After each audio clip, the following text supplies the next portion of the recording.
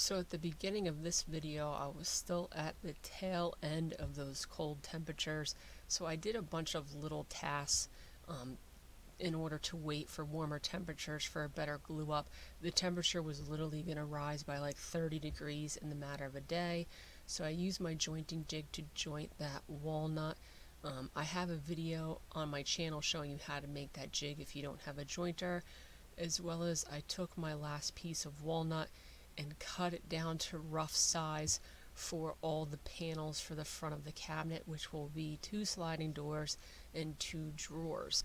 For the doors, they're going to slide in that those dados I made in the bottom of the cabinet, but they're going to rest in a track that I'm cutting now with that plywood that will be attached to the top of the cabinet.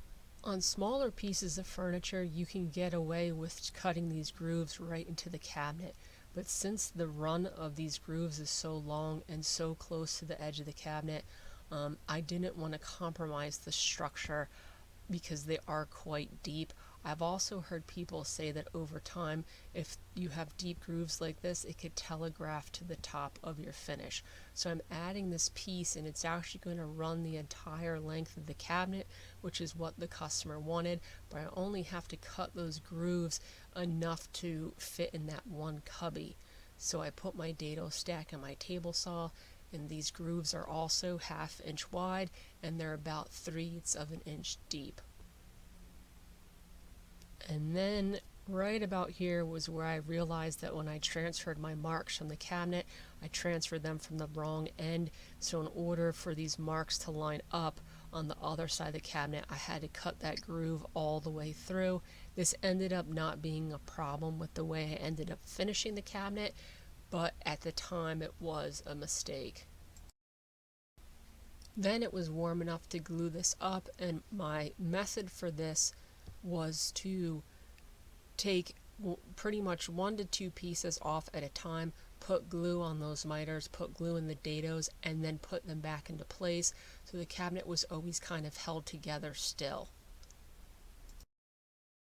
This method worked fairly well. It was quite a long process. I didn't film the whole thing. I ended up adding more clamps after what you'll see I stopped filming and making some adjustments. There were a couple minor errors in the glue up, which I'll explain later, but in general everything worked fairly well. At one point I was tipping this over to try and get one of the pieces flush with the front of the cabinet, because that was one of the most important parts so that your veneer would look good. And then once I was done with that, I added all those clamps to my cauls to close my miter. And then, like most of my glue ups, I let this set overnight, and I came in the morning and took all the clamps off and then started removing the cauls. And the cauls I ended up using were actually veneered MDF, so some of them came off quite nicely. The rest of them chipped off in chunks, and ended up having to go through with a sharp chisel and take a lot of those chunks off. But the bonus part was it didn't take off any of the veneer on my cabinet, which was what I was nervous about. So even though it was an added step, it was worth it to not ruin the integrity of that veneer.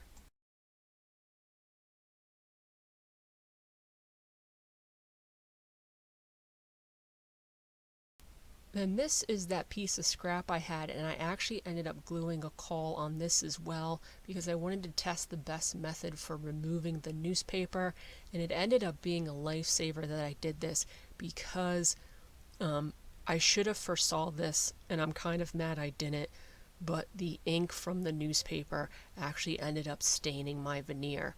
So word to the wise for anyone doing this: while the newspaper works, it will dye. It will dye my wood, I imagine. Even on lighter lumbers it will look worse. You could kind of see it in the photo now, even with sanding, that it leaves an ink mark, ink blotch on the cabinet. I ended up figuring out how to get this off, but for a minute there it was kind of terrifying to see those marks. You could use probably something like parchment paper instead of newspaper to get the same effect. So this was one of the mistakes I made during glue up. I think it was just because the inner portions were already glued. I couldn't move it around too much, and that this is the back side of the cabinet, and that one partition stuck past my rabbets just enough where it would have made the backer not sit flush. So it was an easy fix. I just sanded it down with my belt sander. You just have to be careful doing this because that belt sander removes material so quickly you could easily mess up your cabinet. And then this one side panel was the one you saw me hammering in the video, and it would just not become flush in the front or the back no matter how much I hit it.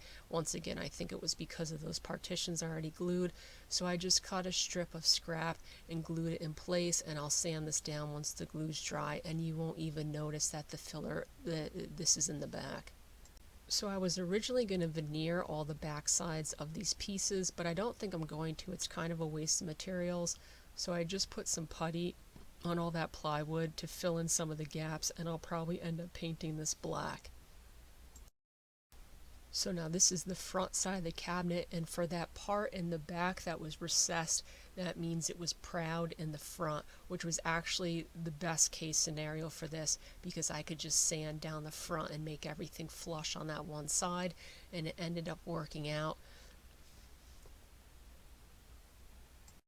So this is the front side, but the cabinet is still upside down, and that's because it will be easier to install this track. So I cut that track down and put it in place, and I ended up just cutting two pieces, and one piece goes on the other side because once I veneer the front of the cabinet, it will still look like one continuous piece. And that was how I got around that mess up with cutting the grooves too long. You could see the two separate pieces. And then I just cut a scrap piece of 1/2-inch ply, and I wanted to test to make sure the planes of the piece with the two tracks were lining up and everything was square. Once all that looked good, I glued it in place, and for the smaller piece I flipped that track upside down so you don't actually see the grooves, and taped it in place. And then for the longer run, I put it in place and then sunk a bunch of 3/4-inch wood screws in through the track so it won't mess with the panels, but it will hold it nice and flush so it can't move over. I believe this was the last mess up from GlueUp. My bottom miters weren't fitting perfectly even when I dry fit it together, so I made sure that the miters that weren't matching were on the bottom, because when this piece is set in place you won't actually see the bottom miters. But I still put some glue tape on there and packed the hairline cracks with some walnut sawdust, and when you go to finish this you won't even notice it's there. After you take the tape off you can see how clean it is. You can't even really tell that there was some gaps in those miters.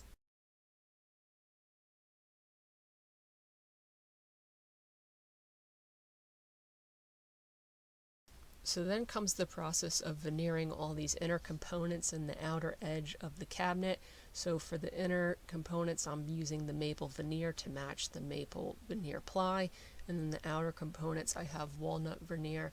And I had this veneer iron that I actually forgot I had until I started doing a bunch of veneer, and that makes the process go a little bit faster than a regular iron, but it's really just a matter of cutting your pieces a little long and then ironing them on. The miters ended up being much easier than I thought they would be. I just used a square to cut those miters, and then I measured and cut an exact length piece of veneer with the two edges mitered as well, and that lined up perfectly. And then this is that double banding going on top, and you'll see how it will hide the fact that that track doesn't run across the whole piece. I kind of wish I would have had thicker veneer so you wouldn't have a seam. And then these are the actual photos I sent the customer after the edge banding was on, because that's when it really starts to look like a piece of furniture. And then I came in the next morning and used the trimmer to just clean up all those edge bandings I did from the day before. So next was making and installing the two drawers that are going on the left hand side of the cabinet. These are 20-inch full extension soft close drawer slides, and I'm going to be showing how to make these drawers fairly quickly.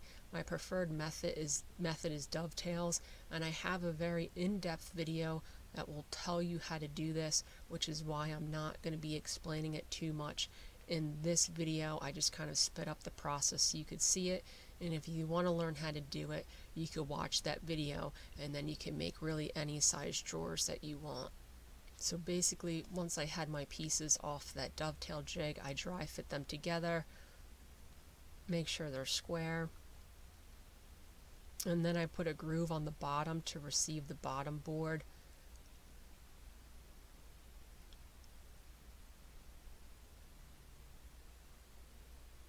And then there's a 3/4 inch backer that goes on these, and you could cut these out with a dado stack, but it goes pretty quickly. I only had 4 sides to do, so I just cut a bunch of curves and then chiseled it out, cut my bottoms once I had my measurements, and then once that was square I could cut the backer, and then everything was ready for glue up. So I love these dovetails. They really hold themselves together, and I've noticed sometimes if you use a lot of clamping pressure, it actually will bow the plywood and kind of distort your drawers. So after I had the glue on it, I actually shoved these into the carcass of my TV stand overnight with the drawer sides in place, with the assumption that they would stay square and the size they were supposed to be overnight, and that actually ended up working really well. So I took that piece of plywood that I cut down in the beginning of the video, and I cut a slab off of it, which is a little oversized in order to make my drawer fronts, and then I cut the rest of it equally in half and then trimmed it down to rough size, and this will be the beginning of my sliding doors. So to make these doors work, they're both going to get rabbets cut into them, and this is testing to make sure I'm getting the right size. So the top rabbets are 1/4 inch by 3/8 of an inch, which means you have a 1/2 inch little stub left over, and that's what rides in your 1/2 inch groove. And then the bottom, which I'm cutting right now, is a 1/16 of an inch by 1/4, so that leaves you again with a 1/2 inch, and really that door is riding only on that little groove. And then I just chamfered the back of it so that you could tilt these into place. Once I had those 2 rabbets in there, these fit into place and slid really well. So my cabinet ended up being really square, so I didn't have to worry about scribing the doors. But if your cabinet's not square, you'll end up with a hairline crack between the doors and the side of the cabinet. If that happens, you could take a little shim and scribe a line and then cut that angle, whatever it is, and your doors will fit nicer. Once my drawers were dry, I took them out of the little cubby holes, and then I attached the drawer slides. I usually don't use soft closing drawer slides because the mechanism is sometimes I find hard to pull out, but the customer specifically wanted these. So I just made a little jig, and you could kind of see it in the video. There's a little tab of plywood in the front, which helps keep that aligned with the mark I have for the distance these have to be set back, as well as the height they're supposed to be. And then I transferred the height I needed onto the side of my cabinet drawer, and then installed this. And once again, all this is covered in greater detail in my drawer making video. Now these are actually inset drawers, which means they're going to, in fact, they actually travel a little bit past the frame of the cabinet in order to match the depth of the sliding drawers. And you could see I mismeasured. They went way too far back. And the problem is I didn't account for the thickness. I did account for the thickness of that little plywood tab I have. I just put it on the wrong side of my line.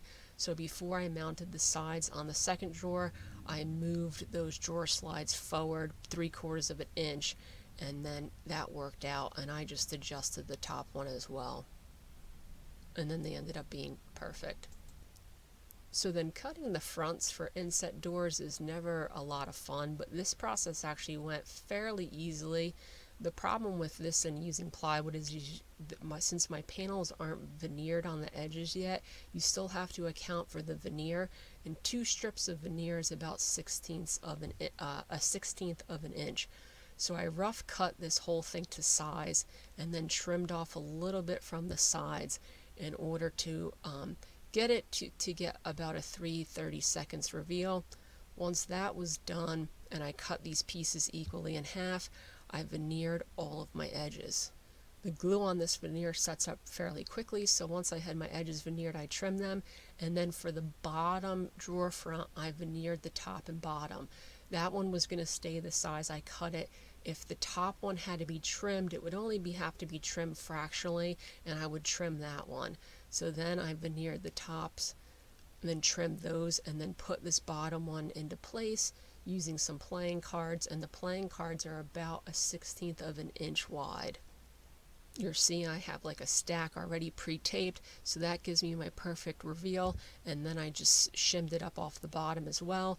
I put that piece in place with the playing cards, and it was a little close to the top. The sides were just about perfect, so I ended up trimming it down just a little bit, putting it back into place, and then everything lined up nicely. In order to attach these in place, I covered my fronts with some double-sided tape, and then I repeated the process with putting the playing cards in place and getting them to be perfect, and then pressing them onto that double-sided tape. With the double-sided tape holding on my fronts, I sunk 4 screws in through the back of the cabinet. I also traced the perimeter of the cabinet, so in case I lost where the alignment was, I could go back and just put it back on those lines, and I tested it to make sure everything fit perfectly still, even after those screws were in place, and my alignment stayed nice. So then this is actually the next day. I took those drawers out, took the screws off, remove the double-sided tape, and then I used those screws to realign this back together because I wanted to glue those fronts in place as well as having the screws. So once I had not enough glue on the fronts, I had the screws sticking out just enough so when I put it back in place, the point of the screws realigned with the holes I already had, and this actually ended up working out really well. I did both of them that way, and the fronts ended up staying where they were, and now they're glued and screwed into place. And that's where this video is going to end with the fronts made. I still have a lot of sanding and cleanup work to do. The next video will be the last video. That will cover finishing up the back and making the backer.